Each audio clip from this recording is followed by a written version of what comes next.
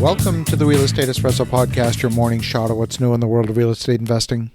I'm your host, Victor Menashe. On today's show, we're talking about the impact of construction cost savings on rental affordability. The narrative among tenants' rights groups is that landlords are just out there getting rich and exploiting tenants.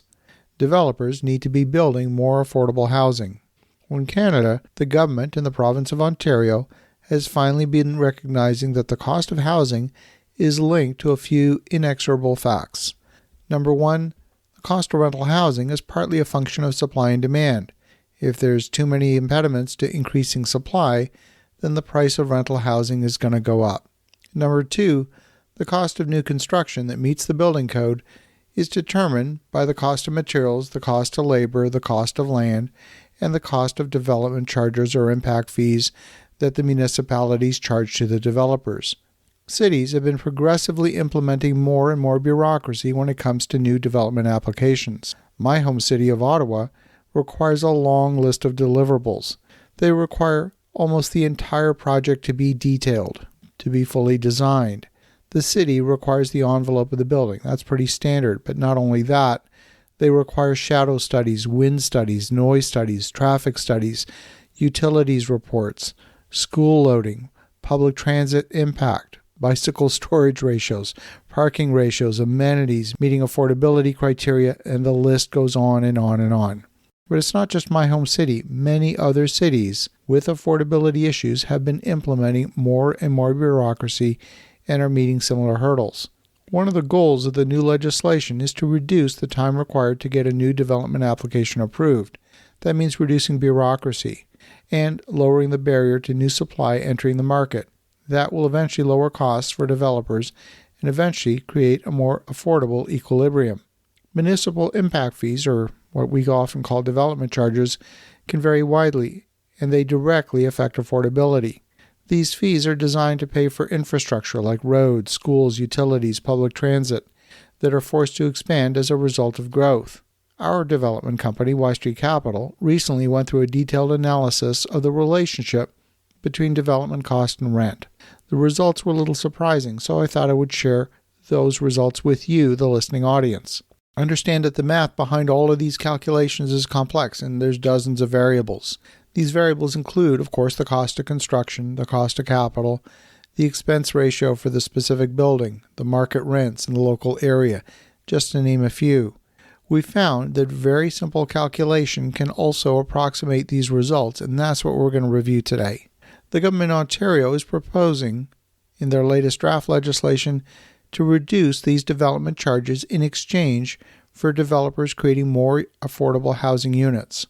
Affordable units are those where the rent does not exceed 30% of 80% of the area median income. Attainable units are those where the rent doesn't exceed 30% of household income. And we have yet to see a full interpretation of exactly what that means in terms of rent. But what we do know is that average market rents in the area are much, much higher than affordable rents. What we calculate is whether the savings in building affordable apartments with these development fees removed is enough to justify the lower rent. If the lower rent is more than the cost savings would justify, well, there's no reason to be tied into lower affordable rent constraints. Stated differently, how much would the development cost need to reduce in order to justify those affordable rents? Well, we crunched the numbers for one of our development projects where the potential exists to save $14,445 in impact fees for a one-bedroom apartment and up to $20,332 in impact fees for a two-bedroom apartment. We're going to use the market cap rate to determine the value of the rent and compare that with a decrease in cost with the government incentive. If you assume that 100% of the cost savings goes towards funding rent savings, then you can calculate how much that rent is worth in terms of building value.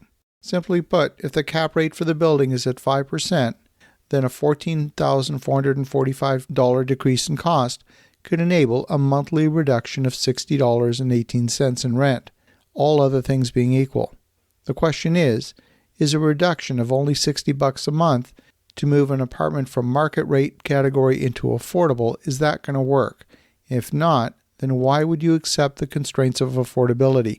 Why would you accept that reduction in impact fees only to have your hands tied on rent for the next decade or more? Now, in our market, a one-bedroom apartment would need to rent for $1,535 to be considered affordable. That same apartment at market rates would command more than $2,000 a month. That's a difference of $465 a month in rent between market rate and affordable. And that's a lot more than the $60 a month the math says we should accept for the development tax incentive. I totally understand the thinking that went into the government incentive. Create an incentive and the development community will jump at the savings. But the problem is, I don't think anyone in government made the simple cap rate calculation to value the construction cost savings to the developer. See, the problem with new construction is that there's a minimum rent that's required to pay back that investment. And if you can't pay back that investment, you're not going to add that new supply to the market. The project will never get off the ground. The building will not get built. No developer would ever take the incentive if that was the only incentive. There would need to be much, much more in order to entice a developer to create new affordable housing. If you can buy older housing stock at much less than construction cost, well, that's a completely different story. Maybe you have a shot at delivering affordable housing. But if the cost of construction can't repay the investment, an incentive with strings attached that doesn't work financially is not an incentive at all. As you think about that, have an awesome rest of your day. Go make some great things happen. I'll talk to you again tomorrow.